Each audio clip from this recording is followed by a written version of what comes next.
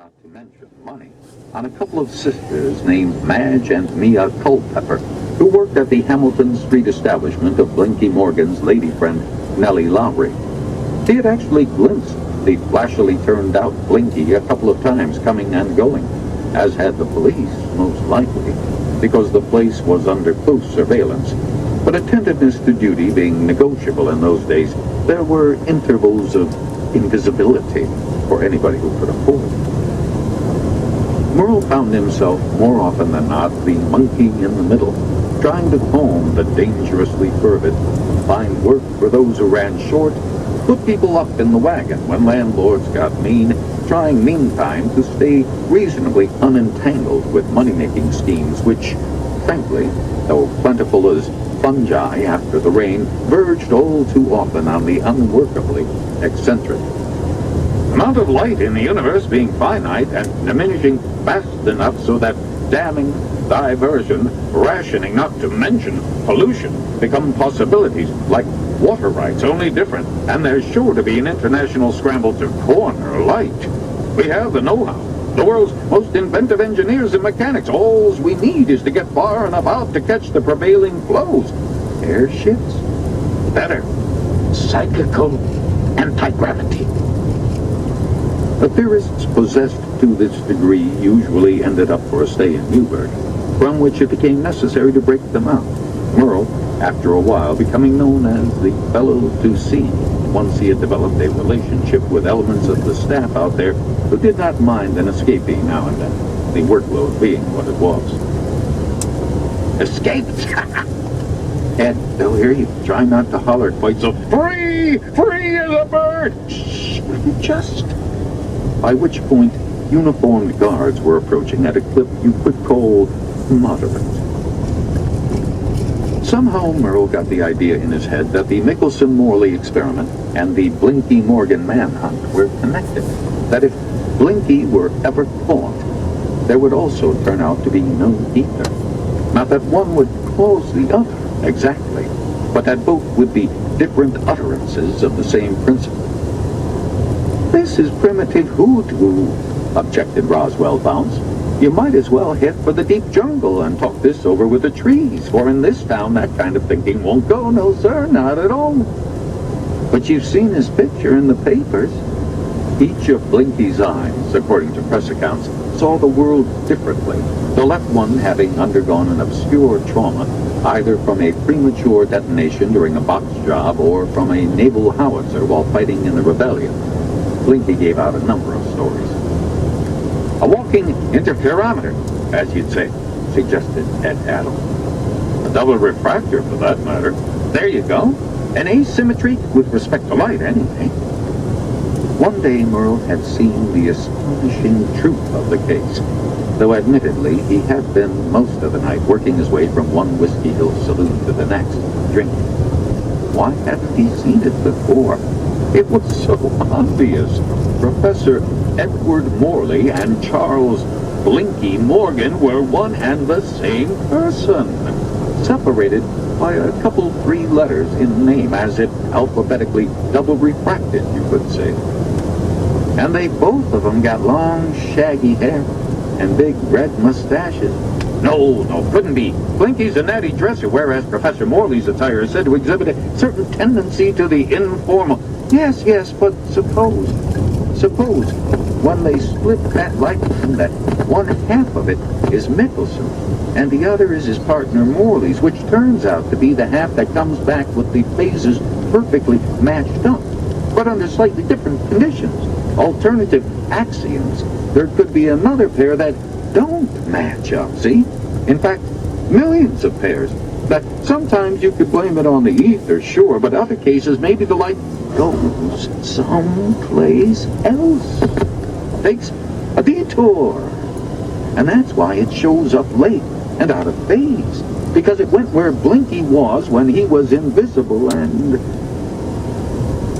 In late June, just about when Michelson and Morley were making their final observations, Blinky Morgan was apprehended in Alpena, Michigan, a resort town built on the site of an Indian graveyard. because Blinky emerged from invisibility, and the moment he re-entered the world that contained Mickelson and Morley, the experiment was fated to have a negative outcome. The ether was doomed. For word was circulating that Mickelson and Morley had found no difference in the speed of light coming, going, or sideways relative to the Earth speeding along in its orbit. If the ether was there, in motion or at rest, it was having no effect on the light it carried. The mood in the saloons frequented by etherists grew somber, as if it possessed the substance of an invention or a battle. The negative result took its place in the history of Cleveland as another of the revealed mysteries of light. It's like these cults who believe the world will end on such and such a day, Roswell opined. They get rid of all their earthly possessions and head off in a group for some mountaintop and wait, and then the end of the world doesn't happen. The world keeps going on. What? Taking a contrary view, said O.D. Chandrasekhar, who was here in Cleveland all the way from Bombay, India, and didn't say much. But when he did, nobody could figure out what he meant.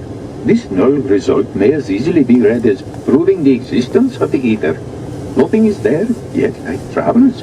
The absence of a light-bearing medium is the emptiness of what my religion calls akasha, which is the ground or basis of all that we imagine exists. Everybody took a moment of silence, as if considering this. What I worry about, said Roswell at last, is that the ether will turn out to be something like God. If we can explain everything we want to explain without it, then why keep it? Unless, Ed pointed out, it is God. Somehow, this escalated into a general free-for-all in which furniture and glassware didn't come out much better than the human participants. A rare sort of behavior among etherists, but everybody had been feeling at a loose end, I think. For Merle, it had been a sort of directionless drift, what Mia Culpepper, who was devoted to astrology, called void of course, which went on till mid-October, when there was a fire at the Newburgh Asylum, where Merle happened to be that night, taking advantage of an inmate's dance to break out Roswell Bounce, who had offended a policeman by snapping his picture just as he emerged from the wrong sporting establishment. The asylum was in chaos. Lunatics and keepers alike ran around screaming. This was the second major fire at Newburgh in 15 years, and the horror of the first had not yet faded. Crowds of onlookers from the neighborhood had gathered to see the show. Sparks and coals blew and fell. Gusts of hot red light swept the grounds, reflecting brightly off desperately rolling eyeballs, as shadows darted everywhere, changing shape and size. Merle and Roswell went down to the creek and joined the bucket brigade. Hoses were run from hydrants, and later some engines showed up from Cleveland. By the time the fire was under control, the exhaustion and confusion were too advanced for anyone to notice as Merle and Roswell slipped away. Back in Whiskey Hill, they made a beeline for Morty Vickers' saloon. What a hell of a night, Roswell said. I could have been in the chapel at that dance where the fire broke out. Guess you say my fundament there. By the next round, we'll call it even. Better than that, my apprentice ran off when the coppers showed up. How would you like to learn the deepest secrets of the photographer's trade? Since Roswell had only been in the asylum for a day or two, they found his equipment untouched by local scavengers or the landlord. Merle was no Hoosier on the subject. He had seen cameras before, even had himself snapped once or twice. It had always seemed like an idiot's game. Line them up, squeeze the bulbs.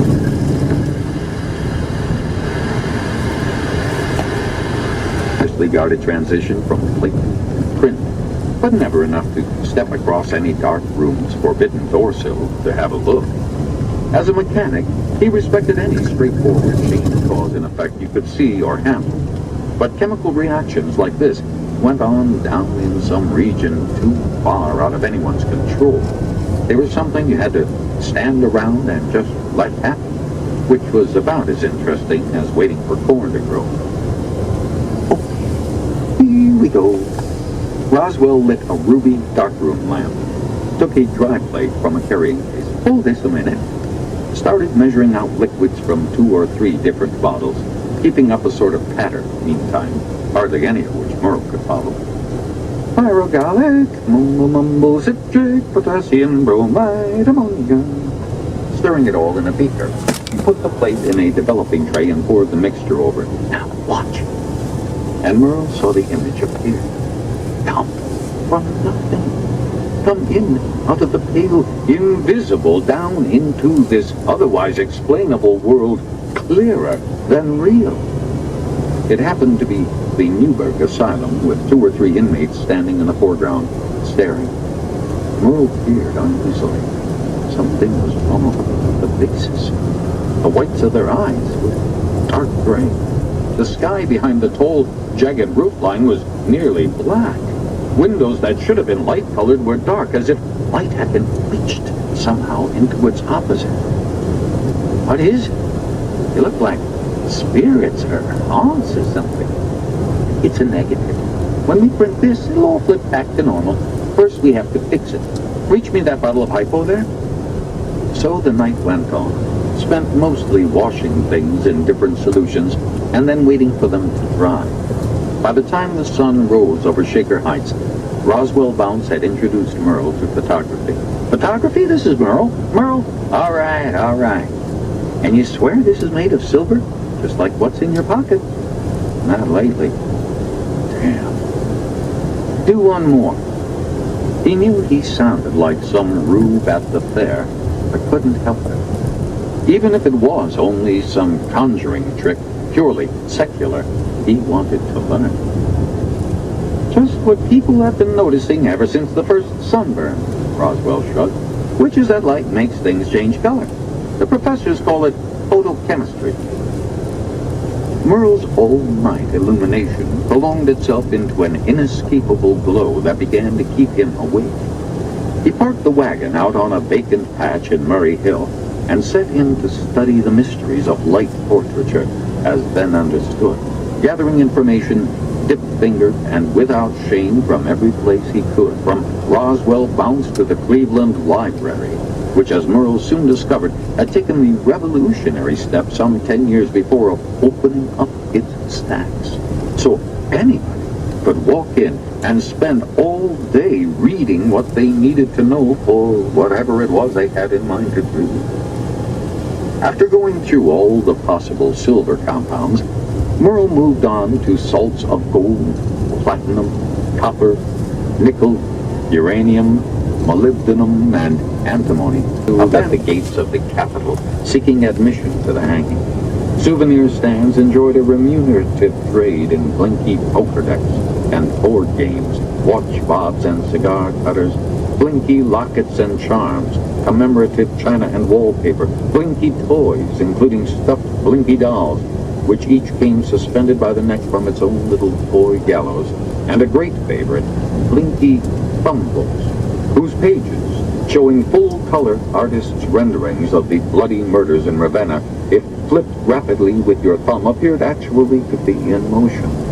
For a while, fascinated, Merle wandered the booths and pitches, setting up his camera and taking plate after plate of these Blinky Morgan keepsakes, displayed by the identical dozens, until somebody asked him why he wasn't trying to get in to photograph the execution. What? Well, you know, as it comes to his senses, I don't know. There were people at the plain dealer he could have wired, he supposed, cashed in a favor, maybe. Alarmed at what seemed a dangerously morbid lapse, he uncovered all the plates he had taken and left them out in a vacant lot under the daylight to return to blankness and innocence. As if the light of heaven had performed a similar service for his brain, Merle understood that he must never, if he could avoid it, set foot within the limits of this place again. If the U.S. was a person, he later became fond of saying, and it sat down, Columbus, Ohio would instantly be plunged into darkness. Merle never did get to use Professor Vanderjuice's letter of introduction to Michelson. By the time he got what he would have called back on track, the ether drift experiment was all written up in the science journals, and Michelson was away teaching at Clark University, and too famous to be giving itinerant technicals the time of day. Just like that, as if some period of youthful folly had expired, it seemed time to move on. Madge and Mia had both found rich beaux. The police had turned their attention to anarchism in the streetcar workers' union. The Blinkyites had left town, many of them bound for Lorain County, where it was rumored Blinky and his gang had buried a huge treasure. The etherists and otherwise light-obsessed had dispersed to resume whatever lapses of balance had brought them here, including Roswell Bounds, who had been subpoenaed to appear in Pittsburgh regarding some patent dispute. And it was exactly in this blessed lull in the daily discombobulation that Merle met Hairless Mills Snydell and found himself unexpectedly miles up some unfamiliar road, as if in the dark he had encountered an unmapped fork. The ether might have still been an open question, he told Dally years later, but there was never no doubt about that Hairless. Then, why'd she leave? Same a little eggplant. How would I know? Come back one day, she's just up and gone was all. You on the bed, blissfully deep in the first colic-free sleep of your young life. Wait, she made me have the colic? Well, didn't say that. Did I say that? Just a coincidence, I'm sure. Your ma stuck as long as she could, Dally. Brave of her, too, considering the life we were trying to lead. Deputies with court orders way before breakfast, patent lawyers, vigilantes with shotguns, and worst of all, those town ladies, herds of locusts, no end to them, torchlight rallies, waving signs on sticks, beast without shame, so forth. She could soldier on when it was just the men after me, but them sisters in indignation, why, she couldn't bear much of that. It's women beware women when that starts rolling down the pipe. Oh, but beg pardon, you're all but about to be one yourself, ain't you? So sorry there. Wait, go back a little. Tell me how that Zombini bird fits into this again. Oh, yeah. Wish I could say he's this evil interloper come swooping in and made off with her. Alienation of affections and all. But I figure you're old enough to hear the truth. That's, of course, if I knew what that was. Seeing I'd have to speak for your ma as far as inner feelings in them, which would be not only unfair to her, but also impossible for me. All right, Pa. Don't go getting tongue-tied. I can wait to ask her in person someday. I mean, it's okay. Really. Someday. Piece by piece, though, she got some of the story. Luca Zombini, back then, had been pursuing a modest career in stage magic, playing local variety circuits in the Midwest. One day in East Full Moon, Iowa, his regular stage assistant, Roxana, ran off with a tenor sax player from the pit band at the local opera house, with little hope on the horizon of this remote town for any replacement. Then, just to make the day complete, one of Luca's magnetic stage gadgets broke down. At his wit's end, ready for anything like a piece of luck, he spotted Merle's wagon parked out at the edge of town. Hairless looked up from darning a sock to see him perched on the doorsill, holding his hat. I don't suppose you'd have a spare electrical coil around? Merle had been down to the opera house and recognized him. Look around, take what you need. What's it for? Hong Kong Mystery Effect. To show you the work if you like. Rather be puzzled. Just having lunch if you care to sit. Smells like minestrone. Think that's what they called it back in Cleveland when they were showing me how to do it. Fry everything first, basically. Murray Hill, eh? I got a cousin's there. Both men were aware of a silence.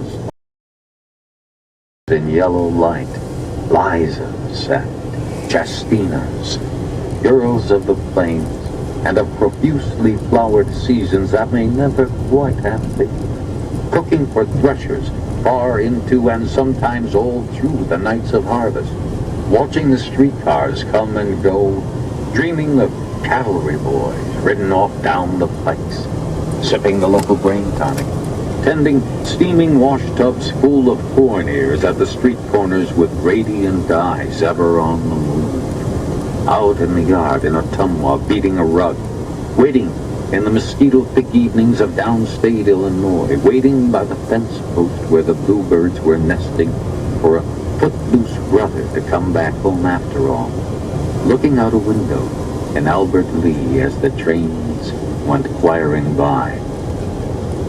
In the towns, iron-rimmed carriage wheels rang loud on the paving stones, and Dally one day would recall how the horses had turned their heads to wink at her.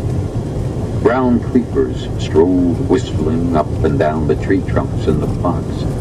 Underneath bridges, struts rang when the riverboats whistled.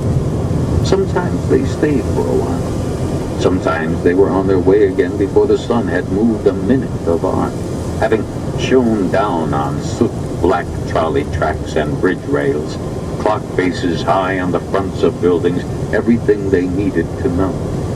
Though after a while, she didn't mind even the big towns, was even ready to forgive them for not being Chicago. Enjoyed the downtown stores smelling like yard goods and carbolic soap, black linoleum parquetry. Went down sandstone steps to have her hair cut in fragrant barber shops in the basements of hotels, brightly lit against the stormy days, smelling of every grade of cigar, witch hazel brewed and distilled in the back rooms, leather-cushioned chairs with elaborate old footrests wrought in the rosebuds and bluebirds intertwining of the century about to pass, as if poised among the thorned helixes of vines. Next thing you knew, the haircut was done, a whisk broom all over her back, and clouds of scented powder in the air. A poem out for a tip. As Merle watched her sleep, an unmanly warmth about the eyeballs would surprise him. Her heart-colored hair in a careless child's snarl.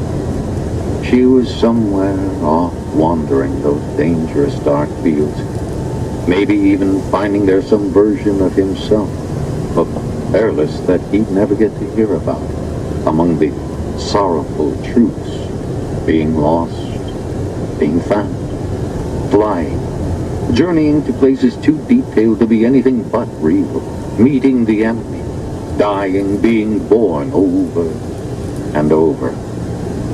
He wanted to find a way in, to look out for her at least, keep her from the worst if he could. Waiting out there for them each daybreak, green and wet or leafless and frozen, was always at that, crisscrossed with pikes and highways and farm-to-market roads, for their scratchy eyelids to open and regard as if from above, as if having risen into the orange dawn skies and hovered, scanning like journeyman hawks for the next day's work, which more and more turned out to be some street corner picture operation in another little prairie town, to get them through a couple more meals. As years went along, the film got faster, the exposure time shorter, the cameras lighter. Primo came out with a celluloid film pack allowing you to shoot 12 at a time with sure beat glass plates. And Kodak started selling its Brownie, a little box camera that weighed practically nothing. Merle could bring it anywhere, as long as he held everything steady in the frame. And by then, the old glass plate folding models having weighed in at 3 pounds plus plates, he had learned to breathe calm as a sharpshooter, and the images showed it, steady, deep. Sometimes Dally and Merle agreed more real, though they never got into real that far. There was always plenty of bell-hanging work. A sudden, huge demand was spreading throughout the Midwest for electric bells, doorbells, hotel annunciators, elevator bells, fire and burglar alarms. You sold and installed them on the spot, walked away down the front path counting out your commission, while the customer stood there with her finger on the buzzer like she couldn't get enough of the sound. And shingle weaving, and mending some fence, And always broad bonding work in the towns big enough to have streetcars, and plenty of machinery to see to in the powerhouses and car barns. One summer, Merle put in a hitch as a lightning rod salesman, which he quit after finding himself at last unable to misrepresent as shamefully as his colleagues the nature of electricity. Any type of lightning, friends. Cork, chain, heat, and sheet, you name it, we'll send it back to the ground, right where it belongs. Ball lightning, somebody said after a silence. That's the kind we worry about here. What have you got for that? Merle immediately grew sober. You've had ball lightning out this way? Nothing but. We specialize in it. We're the ball lightning capital of the U.S. Thought that was East Smoley. You fixing to be around for a while? Before the week was out, Merle had his first, and as it turned out only, ball lightning job. He was haunting the upstairs of a farmhouse, persistent as a ghost anyway. He brought in all the equipment he could think of, copper grounding spikes, cabling, and insulated cage run up on the spot and hooked to a sal ammoniac battery to try and trap the critter in. It moved around the rooms, up and down the hallway, and he watched, carefully and patiently. He made no threatening moves. It reminded him of some wild night animal that was being extra wary around humans. Little by little, it came closer till at last it was right up in his face, spinning slowly. And then they stayed like that a while in the small wood house, close, as if they were learning to trust each other. Out the curtained window, long grass moved, just like every day. Chickens pecked around the yard and compared notes. Merle thought he could feel a little heat, and of course his hair was standing on end. He was of two minds about starting a conversation, since it didn't seem like this ball lightning could talk, not the way a human does. Finally, he took a chance and said, "Look, I'm not about to do you any harm, and I hope you'll return the favor." To his surprise, the ball lightning replied, though not exactly a reply. "Sounds fair. My name is Skip. What's yours?" "Pleasure, Skip. I'm Merle," I said. "Just don't send me to ground. No fun there." "Okay. And forget that cage." "Deal." Slowly they became sidekicks. From then on, the ball lightning, or Skip, was never far from Merle's side. Merle understood that he was now committed to a code of behavior as to whose details he was almost completely in the dark. Any small violation that displeased Skip could send the electrical phenomenon away, maybe for good, maybe not before first frying Merle in his tracks. Merle had no way to tell. It seemed to Dally at first he had finally, and she could see no way back from it. "Other kids have sisters and brothers," she pointed out carefully. "What's this?" "Well, sort of the same, only different, yes, but if you give him a chance." "Him? Sure, of course, you always wanted a boy." "Foul ball, Dahlia. And you got no idea what I always wanted." Flown by the only force he had ever sworn allegiance to, he added reluctantly, "And it'll have to be me that tells her." She was a sport about the whole thing, stepped careful around his feelings, read the whole article through, and though he never saw it again, he understood she had put the magazine away safely among her possessions. And from then on, like a charge slowly building up on a condenser plate, it was going to be only a matter of time before she was off to New York in a great, irresistible surge of energy. In Colorado, they found the farm outbuilding, forgotten years earlier after the farm went under and the farmhouse burned down, leaving this overgrown shed, which Merle managed to fill up to the rafters with photographers, or, if you like, alchemists' stuff, containers, ranging from banged-up vegetable cans to jugs and bottles holding liquids or powders of different colors to gigantic glazed crocks, 50 gallons and more, that you might be able to lift empty but wouldn't necessarily want to. Carefully bent glass tubes and coppered coils running every place. A small forge over in one corner, an electric generator hooked to an old bicycle, battery cells, dry and wet, electromagnets, burners, and an annealing oven, a workbench littered with lenses, developing exposure meters, printing frames, magnesium flash lamps, a gas-heated rotary burnishing machine, and other stuff Merle had almost forgotten he had. Berry vines crept in the crevices, and spiders adorned the sash-work with webs that, when the early daylight was right, could cause you to stand there, just stupefied. Most folks who showed up thought he was running a still. Sheriff's boys liked to come by at odd hours, and sometimes, depending how the day was proceeding, Merle would bring out the heavier science talk, which hypnotized them into going away, disappointed as always. Other days, the visitors were as likely to be polarized the other way, legally speaking. Wouldn't help smelling what you're cooking in here. Back over the ridge line and across the creek, as a matter of fact. Is that their nitro, ain't it? Merle had seen enough backcountry insanity by now to keep a piece of his eye on the shotgun under the table. Almost, in the Nitro family, distant relative, the kind you pay to stay out of town. Run into it in my work time to time. That'd be sort of mine engineer. Not as well paid as that, but same idea. Little Hellkite works over by Telluride. He was on the abbreviated side, packing no firearms Merle could see, and got around to introducing himself as Webb Travers.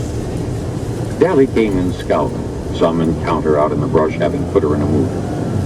Why, Father, I had no idea there were guests. Let me go and see to the tea and biscuits. I'll only be a moment. But say, Webb, giving her a wary look, but I was thinking here, you must be kind of occupied at the moment. Bloviating, getting in the quota for the week. Stick around. I can see you have a legitimate curiosity. Merle, beaming like a tent-meeting preacher at a promising synod. Webb nodded at a jug of store-bought quicksilver on the table. See a lot of that up at the assay office. Carefully, as if expecting a countersign. The old-timers, Merle as well feeling his way, used to believe that if you took away from mercury everything not essential, liquid metal business, shine, the greasy feel, the weight, all the things that make it mercury, see, you'd be left with this unearthly pure form of it the pupil ain't been made that can hold it. Something that would make this stuff here seem dull as trap rock. Philosophic mercury is what they called it, which you won't find anyplace among the metals of metallurgy, the elements of the periodic table, the catalogs of industry. Though many say it's really more of a figure of speech, like the famous philosopher's stone, supposed to really mean God, or the secret of happiness, or union with the all, so forth, Chinese talk. But in fact, these things, they've been out there all along. Real material things, just not easy to get to, though alchemists keep trying, is what we do. Alchemist work. That's what you're doing up here. Well, but mercury now. There is this one interesting compound I keep running into. Fulminate, I believe it's called. Basic ingredient of the DuPont blasting cap, not to mention our everyday well-known 44 round. There's also silver fulminate, not quite the same thing as fulminating silver, which will blow up if you touch it with a feather. Fulminating gold, too, if your taste happen to be more expensive. Hard to cook up. Basically, you take gold and ammonia, or silver and nitric acid, or mercury ore and fulminic acid, which is just good old prussic acid, the suicide's friend, patriarch of the cyanide family with an oxygen tacked on, and just as poisonous to breathe the fumes of.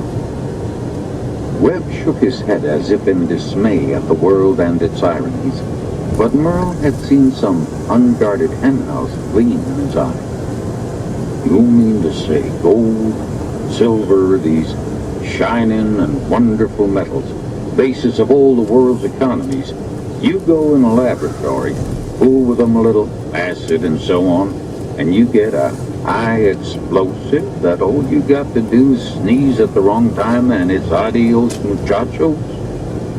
Merle, with a fair idea where this was going, nodded. Sort of the infernal side to the story, you could say. Almost makes you think. If there's a philosopher's stone, there might not also be. Careful, said Merle. Webb peered at him almost amused. Something you fellas don't talk about? Can't? Or that's the tradition. Easier that way, I guess. For who? Webb may have caught some wariness in his tone, but went ahead.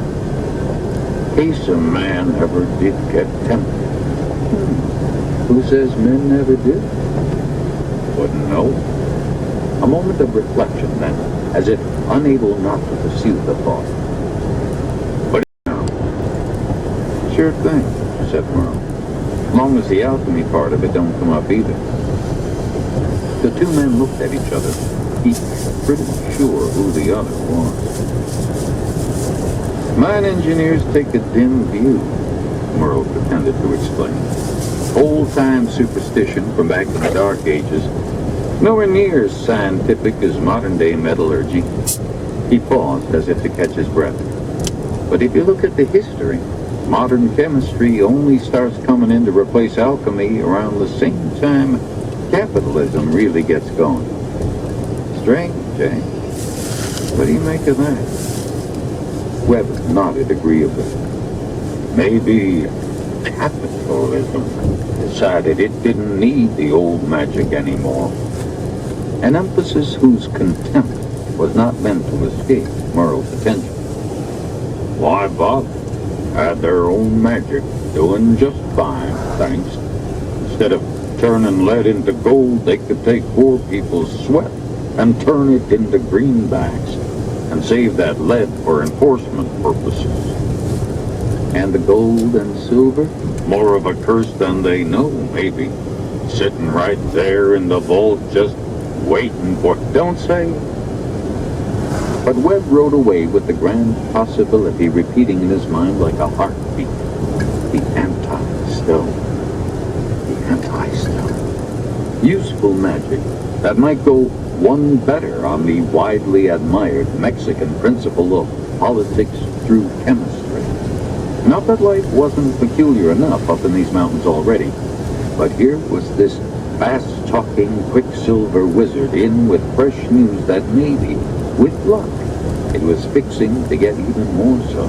And the day of Commonwealth and promise, temples of Mammon all in smithereens, poor folks on the march bigger than Kotze's army through the rubble, that much closer.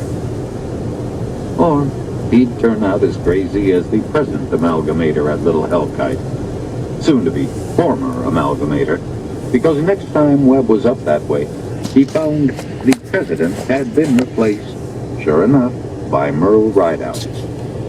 Which was how Merle and Dally, after a long spell of drifting job to job, happened to roll to a stop in San Miguel County for the next couple of years. As it would turn out, some of the worst years in the history of those unhappy mountains. Lately, Merle had been visited by a strange feeling that photography and alchemy were just two ways of getting at the same thing, redeeming life from the inertia of precious metal.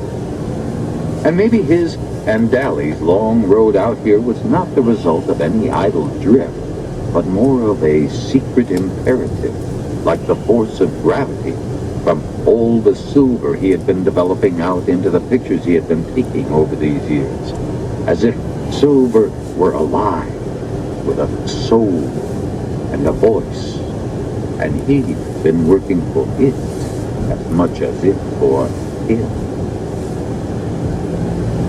July 4th started hot and grew hotter. Early light on the peaks descending occupied. The few clouds, bright and shapely and unpromising of rain. Nitro beginning to ooze out of dynamite sticks well before the sun had cleared the ridge.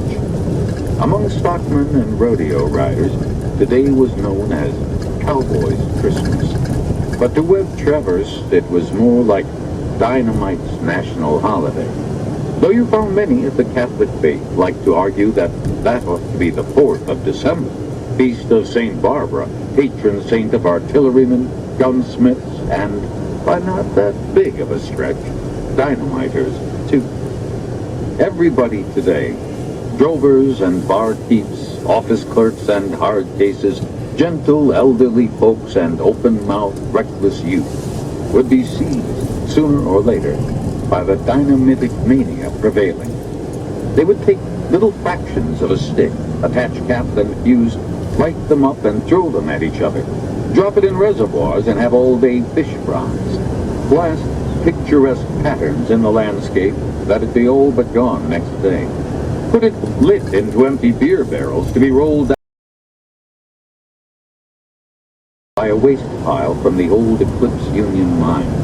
Webb, who could judge from 100 yards away how crazy the Finn was apt to be feeling on a given day, noticed a 2-gallon canteen, sure to be full of that home-brewed potato spirits they all tended to go for, hung from the pommel of his saddle. There also seemed to be flames issuing out of his head, but Webb put that down to some trick of the light. From the look on his face, Webb could see signs of an oncoming dynamite headache after hanging around too long snorting nitro fumes. "You're late, Brother Travis." "Rather be at a picnic myself," said Webb. "I'm in a really bad mood." "What's that got to do with me?" "You are what usually makes it worse." They had some such exchange once or twice a week. Helped them get along.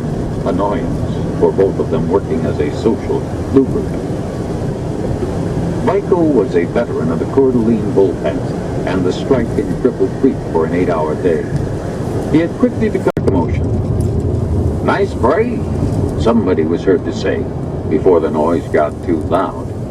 Webb, frozen in terror, delayed diving for cover until it was all over, realizing after a while that he had been standing in a room full of flying lead without being hit once. How could this be? He found himself in the street, wandering, hatless and confused, colliding presently with the Reverend Moss Gatlin, who was stumbling down a long flight of wood stairs from a sojourn up at Fleuret's cloud-top retreat, not exactly at the moment looking for uninstructed souls, which didn't keep Webb in a torrent of speech from telling the Rev all about his miraculous escape. "Brother, we are stripes and solids on the pool table of earthly existence," the Rev explained.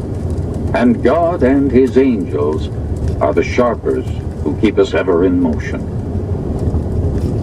Instead of dismissing this for the offhanded, preacherly drivel it almost certainly was, Webb, in what you'd have to call a state of heightened receptivity, stood there as if professionally sapped for another quarter of an hour after the Rev had moved on, ignored by the pernicious bustle of Myers Street, and the following Sunday could be observed in the back room of the Barrow establishment where Reverend Gatlin preached his ministry, listening as if much, maybe all, depended on it, to the sermon, which happened to take as its text Matthew chapter 4, verses 18 and 19. "And Jesus, walking by the Sea of Galilee, saw 2 brethren, Simon called Peter, and Andrew his brother, casting a net into the sea, for they were fishers. And he saith unto them, Follow me, and I will make you fishers of men." "And Jesus," elaborated Moss, "walking out by some American lake, some reservoir in the mountains. Well, here's Billy and his brother Pete casting quarter sticks of dynamite into the lake, for they are dynamiters and harvesting whatever floats to the surface. What does Jesus think of this? And what does he say unto them? What will he make them? Fishers of. For dynamite is both the miner's curse, the outward and audible sign of his enslavement to mineral extraction, and the American working man's equalizer. His agent of deliverance, if he would only dare to use it. Every time a stick goes off in the service of the owners, a blast convertible at the end of some chain of accountancy to dollar sums no miner ever saw, there will have to be a corresponding entry on the other side of God's ledger, convertible to human freedom no owner is willing to grant. You've heard the suggestion that there are no innocent bourgeoisie. One of those French anarchists, some say Emile Henry as he was going to the guillotine, others say Vallon when they tried him for bombing the Chamber of Deputies, answering the question, how can any set off a bomb that will take innocent lives? Long fuse, somebody hollered helpfully. Easier with the timer. Think about it when the remarks have faded some. Like original sin, only with exceptions. Being born into this don't automatically make you innocent. But when you reach a point in your life where you understand who is fucking who, beg pardon, who's taking and who's not, that's when you're obliged to choose how much you'll go along with. If you are not devoted every breath of every day, waking and sleeping, to destroying those who slaughter the innocent as easy as signing a check, then how innocent are you willing to call yourself? It must be negotiated with the day on those absolute terms.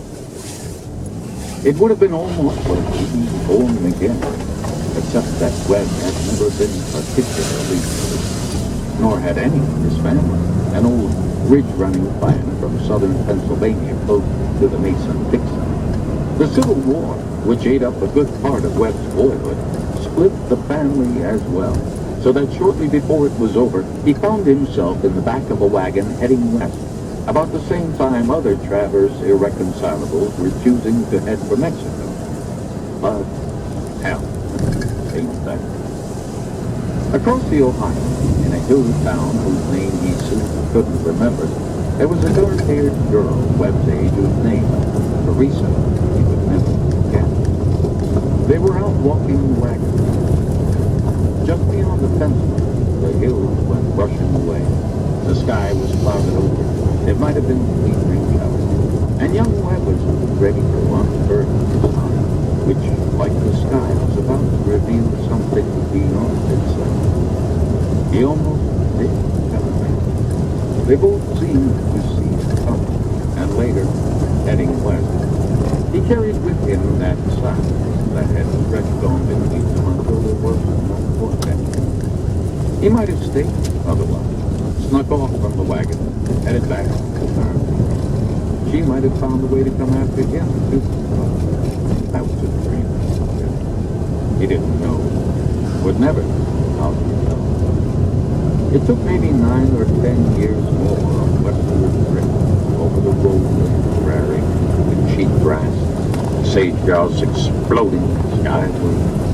The dread silence as when skies grow black in the middle of all that thunder. Outracing cyclones and range fires, switchbacking up the eastern slope of the Rockies, through meadows of mule deer and sneeze-feed, on over the great torn crestline, to be delivered at last into these unholy mountains Webb grew to manhood in, and had not left since, into whose depths he had ventured after silver and gold, up on whose heights he had struggled always for breath.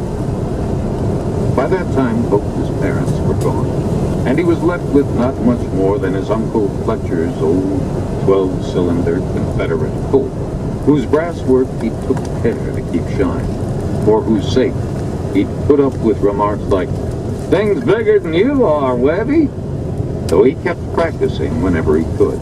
And the day did come, finally, when he found he was hitting more than half of any given row of bean pans with it.